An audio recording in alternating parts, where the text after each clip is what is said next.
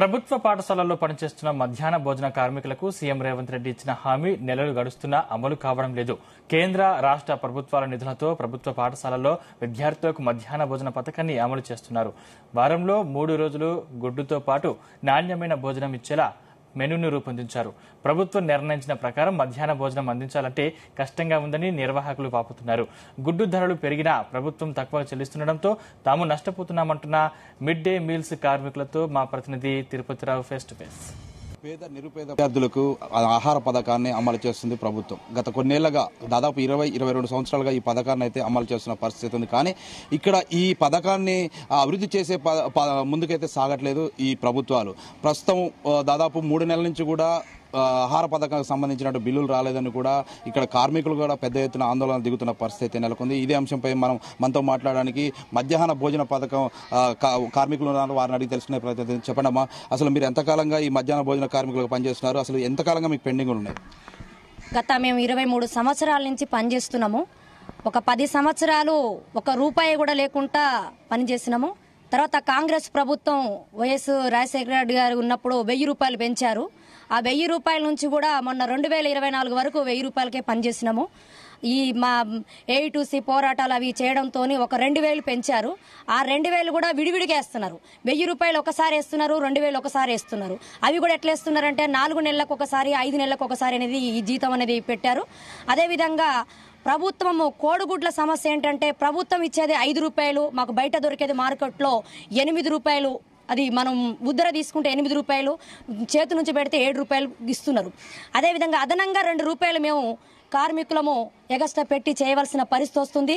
నిత్యావసర సరుకులు కూడా పిల్లోడికి వచ్చేసి 1 నుంచి 5 వరకు పిల్లోడికి 5 రూపాయల 70 పైసలు ఇస్తున్నాడు. 6 నుంచి 8 వరకు 8 రూపాయల 40 పైసలు.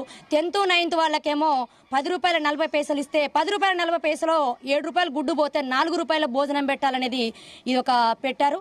కాబట్టి ఈ విధంగా మేము కార్మికులం చాలా ఇబ్బందులకు గురవుతున్నాము. 6 నెలలకు ఒక్కసారి బిల్లులు ఇస్తున్నారు. దాంట్లో కులాల వేజికి ఇస్తున్నారు. బీసీ వాళ్ళకి వేరే, ఎస్టీ వాళ్ళకి వేరే, ఎస్సీ వాళ్ళకి వేరే అని బిల్లులు పెట్టి 20,000 పెట్టుబడి పెడితే 5,000 రూపాయలు బిల్లు వేస్తున్నారు. మిగతా బిల్లులు ఏంటంటే ఎస్సీ బడ్జెట్ రాలేదని చెప్పేసి ఈ విధంగా మాట్లాడుతున్నారు. 10th 9th అయితే సంవత్సరం అవుతుంది. పేపర్లలో వస్తున్నాయి కానీ అకౌంట్లో డబ్బులు లేవు. అవి ఎస్టీఓలోకి పోయి ఈక్యుబేర్లో ఉంటున్నాయని చెప్తున్నారు. అవి కూడా ఎస్టీఓలో లేకుండా ఏదైతే పిఎంఎస్ బడ్జెట్ రిలీజ్ అయినప్పుడే పిఎంఎస్ బడ్జెట్తో పాటుగానే ఈ 10th 9th బిల్లు కూడా ఇవ్వాలని మేము ఇప్పుడున్న ప్రభుత్వాన్ని కోరుతున్నాం. గత 10 సంవత్సరాలుగా టీఆర్ఎస్ ప్రభుత్వం ఉండగా కూడా ఏ మాత్రం కూడా మాకు న్యాయం జరగలేదు. మొన్న మేము ఒక 20 రోజులు కలెక్టర్ ఆఫీస్ ముందు ధర్నా చేస్తుంటే కాంగ్రెస్ ప్రభుత్వం ఎలక్షన్ల ముందు వచ్చి మాకు ఒక వాగ్దానం చేశారు. మేనిఫెస్టోలో 10,000 రూపాయలు మేము గెలిచిన వెంటనే ఇస్తామని చెప్పేసి మాకు చెప్పడం జరిగింది.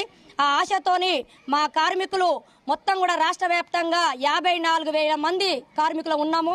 అందరం కూడా 54,000 మంది ప్రభుత్వాన్ని గెలిపించుకున్నాం. కాబట్టి గెలిపించుకున్నందుకు వెంటనే ఈ 10,000 రూపాయలు వెంటనే ప్రభుత్వం రిలీజ్ చేయాలని.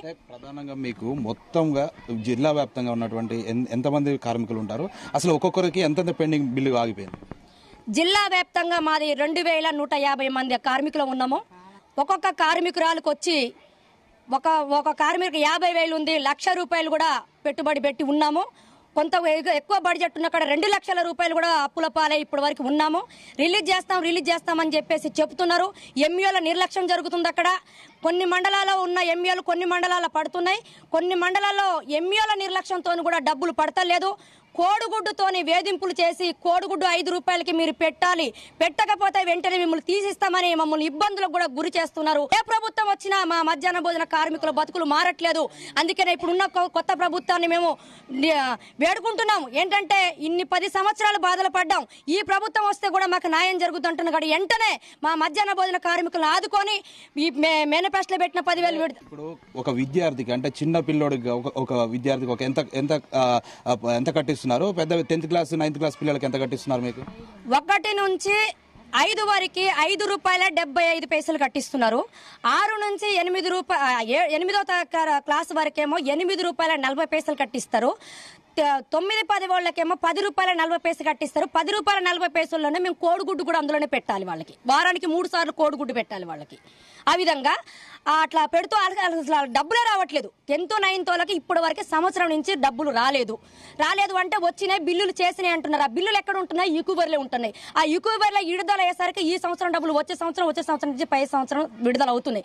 కాబట్టి ఈ విధంగా కాకుండా ఈ 1వ క్లాసు నుంచి 8వ క్లాసుకి ఏ విధంగా అయితే ఇస్తున్నారో ఆ బడ్జెట్ కూడా ఈ బడ్జెట్ డిలీట్ చేసి అన్ని ఒకటేసారి మేము 50,000 పెట్టుబడి పెడితే 50,000 ఒకటే నెలలో మాకు వచ్చేటట్టుగా ఈ ప్రభుత్వం చేయాలని ఈ ప్రభుత్వాన్ని దృష్టికి మేము తీసుకొస్తున్నాం. అదే విధంగా వంట గ్యాస్ కూడా లేదు. కట్టెలు వచ్చి మేము అప్పుడు ఫస్ట్ లో చేసినప్పుడు ₹100 సైకిల్ ఉంది. ఇప్పుడు ₹600-700 ఒక సైకిల్ కట్టెలు కొనాలంటే. కాబట్టి ప్రభుత్వమే గ్యాస్ కూడా సరఫరా చేయాలి. మధ్యాహ్న భోజన కార్మికులు ఒకటే డిమాండ్ చేస్తున్నారు. మాకు ఏదైతే అంగన్వాడీలకు ఏ విధంగా అయితే సప్లై చేస్తున్నారు గ్యాస్ కానీ ఇటు వంట వస్తువులు ఏదైతే సప్లై చేస్తున్నారో ఆ గుడ్డుతో సహా ఏ విధంగా అయితే సప్లై చేస్తున్నారో అదే విధంగా మాకు కూడా ఇది చేయాలి. ఏదైతే అధికారులు కూడా డిమాండ్ చేస్తున్న పరిస్థితి. మీరు గినక ఈ పథకాలకు సంబంధించినటువంటి మెనూలో ఉన్నటువంటి ప్రకారం పెట్టకపోతే మాత్రం మీ కాంట్రాక్ట్ని రద్దు చేస్తామంటూ కూడా ఈ మధ్యాహ్న భోజన కార్మికులని డిమాండ్ చేస్తున్న పరిస్థితి ఉంది. ఇది కూడా తాజా పరిస్థితి. కెమెరా పర్సన్ మురళితో తిరుపతిరావు, జీతల న్యూస్, భద్రాద్రి కొత్తగూడెం.